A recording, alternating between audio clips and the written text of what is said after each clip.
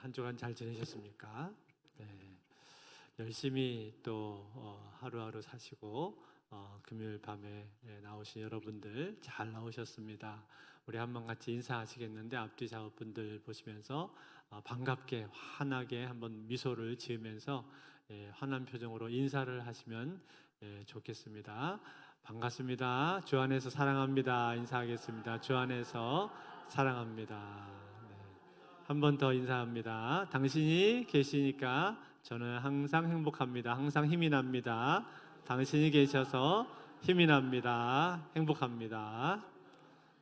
네, 감사합니다. 여러분이 계셔서 힘이 납니다. 네, 우리 이 시간 하나님 말씀 같이 보시겠는데 역대상입니다. 역대상 6장 1절부터 15절 말씀 보시겠습니다. 역대상 6장 1절부터 15절 구약성경 617쪽에 있습니다. 역대상 6장 1절부터 15절까지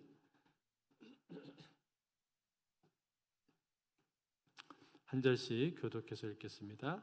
레위의 아들들은 게르손과 그핫과 무라리요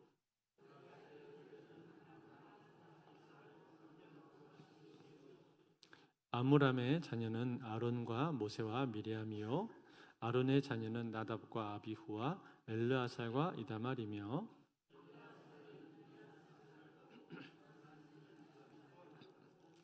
아비수아는 복기를 낳고 붓기는 우시를 낳고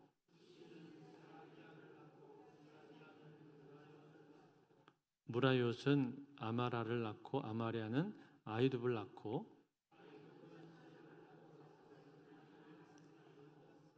아이마아스는 아사랴를 낳고 아사랴는 요하난을 낳고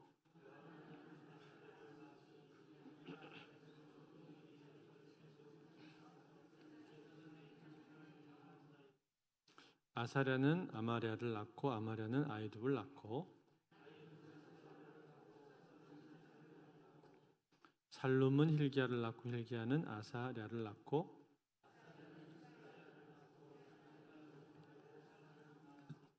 같이 읽겠습니다.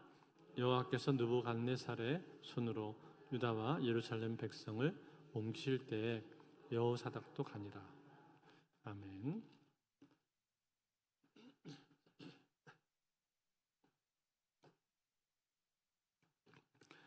우리가 금요 기도회 때 이 역대상을 보면서 족보를 계속 살펴보고 있습니다. 그 중에서 오늘 우리가 읽은 이 본문에는 레위 자손들의 족보가 나오고 있습니다. 그런데 이 레위 자손들의 족보를 보게 되면은 이 족보의 길이가 상당히 길죠. 오늘 이 6장 1절부터 시작해서 6장이 81절까지 있거든요. 81절까지가 다 레위 지파의 족보에 해당합니다. 그러니까 상당히 긴 거예요. 그 뒷장을 여러분 한번 살짝만 넘겨보시면은 그 뒤에 이제 7장으로 넘어가게 되면은 이사갈 지파, 또 베냐민, 납달리, 에브라임, 아셀 등등 이런 지파들이 쭉 나오는데 그들에 대해서는 족보의 길이가 그렇게 길지는 않습니다. 그런데 유독 이 레위 지파, 레위 자손들에 대해서는 족보가 대단히 길고 또 내용도 많습니다. 왜 그럴까요? 이유가 무엇일까요? 그것은 이 역대기 저자, 역대기를 쓴 저자가 성전에 대한 관심이 많기 때문에 그렇습니다. 제가 전에 역대기 서론을 한번 말씀드릴 때 열왕기하고 역대기를 비교해 보면은 역대기는 열왕기에 비해서 남유다 중심으로 역사를 기록했다 그랬고 또 다윗에 대해서 굉장히 호의적이고 그리고 무엇보다 성전에 대한 관심이 많다고 말씀을 드렸습니다. 그런데 이 레위 지파는 어떤 사람들이에요? 성전에서 일하는 사람들이죠. 그렇기 때문에 이 레위 지파에 대한 족보를 쓰면서 이 역대기 기자는 성전에 대한 관심이 많이 있기 때문에 이 레위 지파에 대한 족보를 상당히 길게 기록을 하고 있는 것입니다. 자, 그 중에서 오늘 우리가 읽은 이 본문 6장 전체가 다 레위 지파에 대한 내용이라면 그 중에 오늘 우리가 1절부터 15절까지를 읽었는데 1절부터 15절까지는 그 레위 지파 중에서도 대제사장에 대한 내용들이 주로 나오고 있습니다. 제일 먼저 1절에서 3절까지는 레위의 아들들에 대한 내용이고 4절부터 15절까지가 다 대제사장에 대한 내용이 나오고 있는 거예요. 먼저 1절 말씀을 한번 보십시오. 1절에 보시면 레위의 아들들은 게르손과 그핫과 무라리요 그랬는데 레위의 세 아들의 이름이 지금 나오고 있죠. 게르손과 그핫과 무라리. 이 세 아들은 각각 직무가 달랐습니다. 그 중에서도 특별히 그핫 자손들을 생각을 해보면요. 이 그핫 자손들은 성막이 이동을 할 때 그 성막의 물건들을 자기 어깨에 짊어지고 이동하는 사람들이 바로 이 그핫 자손들이죠. 그래서 과거에 이것을 그대로 지키지 않고 어겼을 때 다윗이 이 일로 인해서 언약궤를 옮길 때 크게 화를 당했던 경험이 한번 있었습니다. 그게 바로 그핫 자손들인데 이 그핫 자손들 중에 누가 있습니까? 모세하고 아론이 있습니다. 바로 다음 절 2절에 보시면은 그핫의 아들들은 암므람과 이스할과 헤브론과 우시엘이요. 자, 이 중에 나오는 사람들 중에서 여러분 암므람이라고 하는 이 사람이 누굴까요? 암므람이 모세와 아론의 아버지죠. 그 다음 절에 보면 알 수 있어요. 3절에 나오는데 암므람의 자녀는 아론과 모세와 미리암이요 아론의 자녀는 나답과 아비후와 엘르아살과 이다말이며 쭉 나오고 있죠. 자, 여러분 생각해 보세요. 제일 처음에 레위의 자손을 얘기를 했는데 레위의 자손 중에서 제일 처음에 포커싱을 누구한테 했습니까? 이 역대기 저자가 포커스를 누구한테 맞췄냐면 그핫이라는 이 아들한테 포커스를 맞췄고 그핫 자손 중에서는 누구한테 포커스를 맞추고 있어요? 아므람에게 포커스를 맞추고 있는 거예요. 왜 그래요? 왜냐하면 아므람의 자손 중에서 모세와 아론이 들어있기 때문에 아므람한테 지금 집중을 하고 있단 말이에요. 자, 그렇다면 이제 여러분 여기서 퀴즈가 여기서 나가겠습니다. 자, 아므람에게 포커스를 맞췄다 그랬는데 그러면은 이 아므람의 자손들 중에서는 이 저자가 누구한테 포커스를 맞추고 있을까요? 모세인 것처럼 보이지만 그러나 모세는 정답이 아닙니다. 누굽니까? 아론이죠. 아론. 왜 아론입니까? 왜냐하면 아론이 대제사장이기 때문에 그런 거죠. 지금 대제사장에 대한 이야기를 하고 있다 그랬잖아요. 그러니까 아론이 최초의 대제사장이고 그리고 아론의 후손들 중에서는 이제 그 다음에 누가 그 대제사장을 이어가느냐 하니 바로 엘르아살입니다. 엘르아살. 왜 엘르아살이 대제사장이 되는가? 본래 엘르아살 위에도 자기 형이 2명이나 있었어요. 아까 3절에 나왔었는데 아까 살짝 보시면은 3절에 엘르아살 위에 형들 2사람이 누구예요? 나답과 아비후입니다. 나답과 아비후. 그런데 여러분 이 나답과 아비후 이 사람들 많이 들어봤잖아요. 이 사람들이 어떻게 됐죠? 하나님께서 명하시지 않은 다른 불을 가지고 자기 마음대로 함부로 제사를 드리려고 하다가 하나님의 진노를 사게 돼서 그 자리에서 불에 살라져 버린 사람들, 즉사한 사람들입니다. 그래서 자기 형 2명은 다 죽었기 때문에 엘르아살이 그 다음에 대제사장으로 세워지게 되었던 거예요. 자, 그렇기 때문에 오늘 이 레위의 족보를 기록을 하면서 역대기의 기자는 대제사장에 대한 기록을 하는데 대제사장을 제일 먼저 레위 자손들 중에서도 대제사장들을 먼저 기록을 하고 있는데 그 대제사장들의 이름이 누구의 후손으로 등장을 하게 되는 것입니까? 아론의 후손인데 특별히 엘르아살의 후손이 쭉 기록이 되어 있다는 거예요. 4절에 보시면 나오죠. 엘르아살은 비느하스를 낳고 비느하스는 아비수아를 낳고 자 이렇게 엘르아살의 후손들이 쭉 기록이 되어서 나오는데 이 사람들은 다 누구라고요? 대제사장들입니다. 대제사장들. 그런데 여러분 오늘 우리가 읽은 이 족보 내용들 중에서 이름이 많이 나오는데 이름이 다 익숙한 이름은 아닐 수 있습니다만 그 중에서 특별히 우리 눈에 좀 띄는 이름들이 있죠. 누굽니까? 제일 첫 번째는 비느하스라는 이름이에요. 비느하스 누구죠? 이스라엘이 광야에서 생활할 때 광야에서 바알 부올 사건으로 말미암아 음행에 빠진 적이 있었습니다. 예. 이 발람이라는 사람의 꾀에 빠져서 바알 부올로 음행에 빠졌는데 이로 인해서 하나님으로부터 큰 진노를 사게 되어서 연병이 일어나게 되고 연병으로 말미암아 그 당시 이스라엘 사람들이 많이 죽어나가고 있었습니다. 그때 소위 이스라엘의 지도자라고 하는 한 사람이 미디안의 여인하고 음행을 하기 위해서 여자 손을 잡고 자기 장막으로 데리고 들어갔단 말이에요. 이 모습을 누가 봤냐? 비느하스가 봤습니다. 그걸 보고 나서 마음속에 의로운 분노, 하나님이 주시는 의분이 일어나게 되어서 창을 들고 뛰쳐 들어가서 그 음행하고 있는 남자와 여자를 찔러서 죽였죠. 그래서 그 하나님의 의로운 분노를 실천함으로 말미암아서 진노가 그치고 연병이 그쳤던 사건이 있습니다. 그 사람이 누구였냐면 바로 비느하스였는데 그 비느하스는 대제사장이었다라는 거예요. 또 한 사람 익숙한 사람이 나오는데 그 다음에는 누굽니까? 사독이라는 사람이 나오죠. 8절에 보시면 8절에 나옵니다. 아히둡은 사독을 낳고 사독은 아히마아스를 낳고 사독이 누구죠?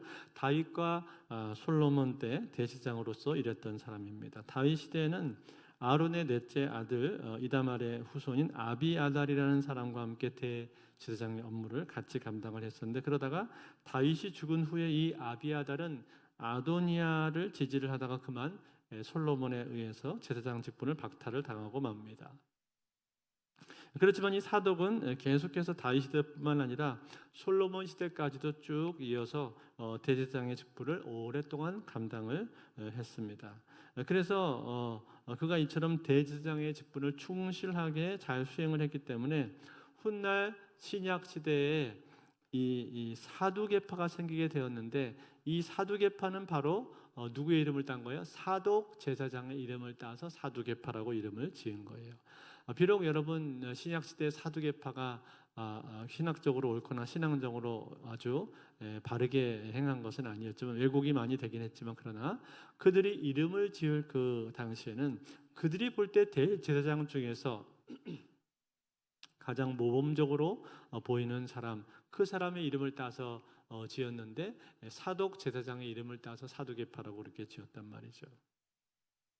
그게 대제사장 사독이었습니다. 그리고 이제 이어서 나오는 아히마아스는 압살롬의 난, 다윗을 반역한 압살롬의 난 때 다윗의 연락책으로 활동했던 사람이죠. 달리기가 매우 빨랐던 사람이고 그 다음에 아사랴는 솔로몬 성전에서 대제사장의 직분을 감당했던 사람입니다. 자, 그리고 나서 우리가 조금 익숙한 인물이 한 명이 더 나오는데 누구냐면 바로 hil기야가 나오죠. hil기야 13절에 보시면 hil기야가 나오는데 살룸은 hil기야를 낳고 hil기야는 아사랴를 낳고 여러분이 hil기야 어디서 많이 들어보지 않았습니까? 어디서 들어본 사람이에요? 요시야 왕 때 성전을 수리하다가 율법책을 발견한 사람이 바로 hil기야였습니다. 그래서 그 율법책을 요시야 왕에게 가져다 주었고 요시야 왕이 그 율법책을 읽고 옷을 찢고 회개를 하면서 종교 개혁을 일으켰습니다. 그때 그 요시야 왕 옆에서 종교 개혁을 잘 할 수 있도록 크게 도움을 주고 동역을 했던 사람이 바로 hil기야였었습니다. 자, 이렇게 여러분 대제사장들의 이름이 쭉 나오고 있는데 그렇다면 여러분 이 대제사장들은 도대체 어떤 사람들입니까? 이 사람들의 역할은 무엇입니까? 대제사장들이 하는 일은요 1년에 한 번 대속죄일날 백성들을 대표해서 속죄제로 희생 제사를 드리고 또 평소에는 지성소일을 감당하기도 하고 또 분향단의 향을 사르기도 하고 진설병을 놓기도 했었습니다. 무엇보다 자신을 항상 정결하게 해야만 했는데 그러기 위해서 죽은 사람의 시체를 만져서는 안 되었고 또 머리털을 길게 기르거나 애통의 표현으로 자신의 의복을 함부로 찢어서도 안 되었습니다. 이들은 다른 제사장들과 마찬가지로 과부와의 결혼도 금지되어 있었고 반드시 이스라엘의 처녀와 결혼을 해야만 했습니다. 이렇게 해서 스스로 성결함을 잘 유지를 해야 했다 말이죠. 왜냐하면 그들은 이스라엘을 대표하는 영적인 사람들, 영적인 대표자라고 말할 수 있는 사람들이기 때문에 그렇습니다. 그래서 만약에 이 대제사장이 죄를 짓게 되면 그 죄는 자기에서 끝나는 것이 아니라 백성들에게도 영향을 끼치게 되었었고, 그래서 자신을 위해서도 항상 제물을 따로 준비를 했어야만 됐는데, 그 제물은 보통 백성들이 드리는 제물보다 더 큰 것을 제사장들은 준비를 해야만 했습니다. 이처럼 영적으로 백성들을 대표하면서 하나님과 백성 사이의 중재자, 중보자의 역할을 했던 사람이 바로 대제사장인데, 그만큼 책임이 크고 어깨가 무거운 사람들이 바로 대제사장이었다, 그런 말이에요. 그런데 여러분, 오늘 우리가 이 본문을 쭉 읽다 보면은 이 족보가 쭉 나오는데 한 가지 좀 특이한 구절이 하나 있습니다. 그게 뭐냐면 맨 마지막 마무리가 되는 구절이에요. 이 대제사장에 대한 족보를 마무리하면서 맨 끝에 15절에 보니까 좀 특이한 구절이 나오는데 뭐라고 되어 있습니까? 한번 같이 읽어볼까요? 15절 말씀 같이 읽습니다. 시작. 여호와께서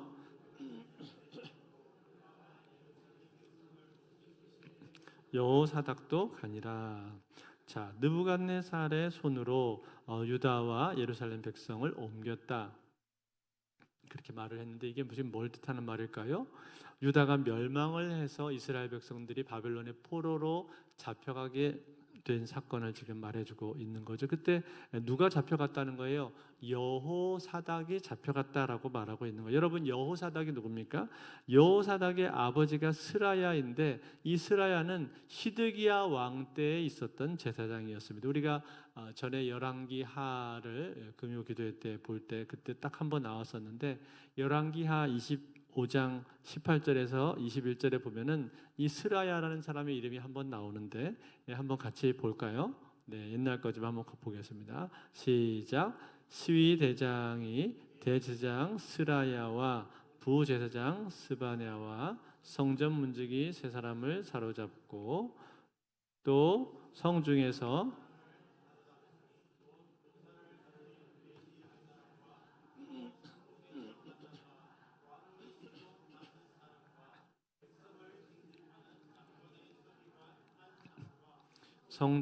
만난 바 백성 60명이라. 시위 대장 느부사라단이 그들을 사로잡아 가지고 림나 바벨론 왕에게 나아가며, 바벨론 왕이 하마당 림나에서 다 쳐 죽였더라. 이와 같이 유다가 사로잡혀 본토에서 떠났더라. 자, 여러분, 이것이 지금 유다 말기에 맨 마지막 왕이었던 시드기야 왕 때 있었던 일입니다. 이 여호사닥의 아버지 스라야가 그 당시 대제사장이었었는데 어떻게 됐다는 거예요? 바벨론의 사령관 느부사라단에 의해서 그만 포로로 잡혀가게 되었고, 거기서 죽임을 당했다라는 겁니다. 그런데 그때 누가 같이 잡혀갔다는 거예요? 여호사닥도 같이 잡혀갔다라는 거예요. 즉, 대제사장이라고 하는 이 직분은 대대로 물려지는 겁니다. 가문 안에서 아론부터 시작해서 그 가문 안에서 그대로 아래까지 쭉 물려지게 되어 있는데, 여호사닥도 이제 대제사장이 돼야 될 사람인데, 그 사람이 그만 포로로 잡혀가게 되고 말았다라는 거예요. 사랑하는 성도 여러분, 오늘 이 역대기 역대기 기자가 레위 지파에 속한 대제사장들에 대해서 지금 기록을 하고 있는데, 이 기록을 하면서 맨 마지막에다가 이 사람 여호사닥에 대한 기록을 하면서 끝내고 있다는 거예요. 도대체 이유가 뭘까요? 이 여호사닥에 대한 말을 하면서 끝내는 이유가 무엇입니까? 왜냐하면 이 사람이 포로로 잡혀가게 되었기 때문에 그런 것입니다. 무슨 말입니까? 대제사장인데 대제사장이 포로로 잡혀가고 말았다라는 거예요. 뭘 뜻하는 거예요? 이스라엘 백성들이 타락해서 망했다라는 이야기입니다. 즉, 불순종하고 죄를 짓고 우상 숭배했기 때문에 결국은 이런 결과가 찾아오게 되었다라는 거예요. 그 말은 다른 말로 바꿔서 말하면 여러분, 이게 무슨 뜻일까요? 대제사장이 자기의 역할을 제대로 하지를 못했다는 얘기를 하고 있는 겁니다. 여러분, 대제사장이 어떤 사람입니까? 백성들을 영적으로 대표하는 사람이고, 또 하나님과 이스라엘 사이에서 중간에서 중보자, 중재자의 역할을 해야 되는 사람이에요. 그래서 이스라엘 백성들에게 율법을 잘 가르쳐서 이스라엘로 하여금 날마다 하나님 안에서 깨어 있을 수 있도록 만드는 그러한 역할을 하는 사람이 바로 대제사장인데, 그만큼 중요하다는 거예요. 중요하기 때문에 사실은 레위 지파에 대한 이야기하면서 레위 지파의 다른 사람도 있지만 대제사장들을 제일 먼저 지금 말을 하고 있는 거거든요. 그런데 그만큼 중요한 사람들이 바로 대제사장들인데, 그런데 결과적으로 어떻게 되었다고 지금 말을 하고 있는 거예요. 결과적으로 이 대제사장의 직분을 제대로 하지를 못했다라는 겁니다. 제대로 감당을 못했다는 얘기를 지금 하고 싶은 거예요. 왜 그렇습니까? 왜냐하면 그들이 부족했기 때문에, 부족한 인간이었기 때문에 그렇다는 거예요. 어쩌면 그들은 나름대로 해보려고 노력을 했을지는 모르겠지만, 그러나 자기 안에 있는 그 죄와 연약함, 그 인간의 죄성을 어떻게 해보지를 못했다라는 거예요. 즉 백성들에게 하나님 말씀을 가르치고 백성들을 올바른 길로 인도했어야 했는데 그렇게 하지를 못했다는 거예요. 그래서 결국 망했다는 거예요. 포로로 잡혀가서 유다 말기의 역사가 이제 끝나버렸다라는 얘기를 지금 하고 있는 거예요. 사랑하는 성도 여러분, 그렇다면 오늘 이 역대기의 이 저자가 이것을 통해서 우리에게 무엇을 말하려고 하는 겁니까? 이 역대기의 저자가 우리에게 주려고 하는 그 메시지가 뭐예요? 인간 대제사장들은 불완전하다라는 이야기를 우리에게 하고 있는 거예요. 그가 비록 대제사장이라 할지라도 백성들 중에서 가장 영적으로 뛰어나고 백성들의 대표라고 말할 수 있는 사람이라 할지라도 결국은 인간 대제사장은 불완전할 수밖에 없다는 이야기를 하고 있는 거예요. 여러분, 그러나 그러한 인간 대제사장이 아니라 우리에게는 어떠한 대제사장이 있습니까? 인간 대제사장이 아니라 하나님의 아들인 대제사장이 있는 줄로 믿습니다. 그분이 누구십니까? 바로 예수 그리스도 아니십니까? 그 예수 그리스도가 어떤 대제사장이에요? 히브리서 10장 11절에서 14절을 같이 읽겠습니다. 시작. 제사장마다 매일 서서 섬기며 자주 같은 제사를 드리되 이 제사는 언제나 죄를 없이 하지 못하거니와 오직 그리스도는 죄를 위하여 한 영원한 제사를 드리시고 하나님 우편에 앉으사 그 후에 자기 원수들을 자기 발등상이 되게 하실 때까지 기다리시나니 그가 거룩하게 된 자들을 한 번에 제사로 영원히 온전하게 하셨느니라. 아멘. 예수님께서 완전한 제사를 드리셨고 단번에 드리셨고 영원한 제사를 드리셨다고 말씀하고 있는 거예요. 즉 그분은 완전하신 분이시고 죄가 없으신 분이시고 하나님의 아들이시기 때문에 완벽한 중보자가 되실 수 있다고 얘기를 하는 거예요. 그래서 히브리서 7장 26절 27절에 이렇게 나오는 겁니다. 이러한 대제사장은 우리에게 합당하니 거룩하고 악이 없고 더러움이 없고 죄인에게서 떠나 계시고 하늘보다 높이 되시니라. 그는 저 대제사장들이 먼저 자기 죄를 위하고 다음에 백성의 죄를 위하여 날마다 제사 드리는 것과 같이 할 필요가 없으니 이는 그가 단번에 자기를 드려 이루셨습니다. 아멘.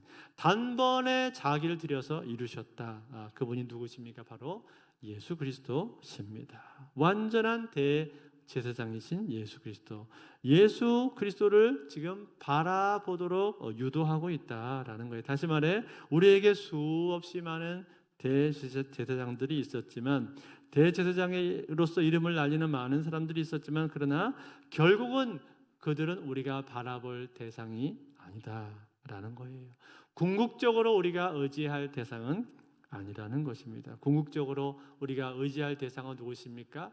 오직 예수 그리스도 한 분이신 줄로 믿습니다. 그 예수 그리스도는 우리의 완벽한 대제사장이 되셔서 우리의 죄 문제를 해결해 주셨을 뿐만 아니라 하나님과 우리의 관계가 다시금 이어질 수 있도록 완전한 중보자로서 완벽한 중보자로서 우리를 회복시켜 주셨고 우리 삶의 모든 문제까지도 해결해 주시는 궁극적인 해결자로서 우리 삶에 함께 계시다는 사실입니다. 그러므로 사랑하는 성도 여러분, 오늘 저와 여러분의 삶 속에도 마찬가지입니다. 저와 여러분의 삶 가운데 여러 가지 어려움이 있습니까? 문제가 있습니까? 해결되지 않는 어려움들이 있습니까? 그렇다면 우리의 진정한 해결자 되시는 예수 그리스도를 바라보시기를 바랍니다. 그분은 하나님과 나 사이의 중보자가 되셔서 우리의 기도를, 나의 기도를 하나님 앞에 상달될 수 있도록 얼마든지 만들어 주시는 분이십니다. 내 기도가 땅에 떨어지지 않는 이유는 다른 이유가 아니라 우리의 중보자가 완전하시기 때문이고 그분이 드리신 제사가 영원한 제사이기 때문에 우리의 기도가 땅에 떨어지지를 않고 하나님 앞에 상달이 되는 겁니다. 그러므로 오늘 이 밤에도 우리는 우리의 진정한 중보자가 되시고 완전한 대제사장 되시는 예수 그리스도를 바라보기를 원하고 그 예수 그리스도를 힘입어서 은혜의 보좌에 담대히 나아가실 수 있기를 바랍니다. 그러면 그 예수 그리스도 때문에 오늘 우리의 기도는 하나님 앞에 상달되실 줄로 믿습니다. 이 은혜가 오늘도 저와 여러분의 삶에 함께하기를 주의 이름으로 축원드립니다.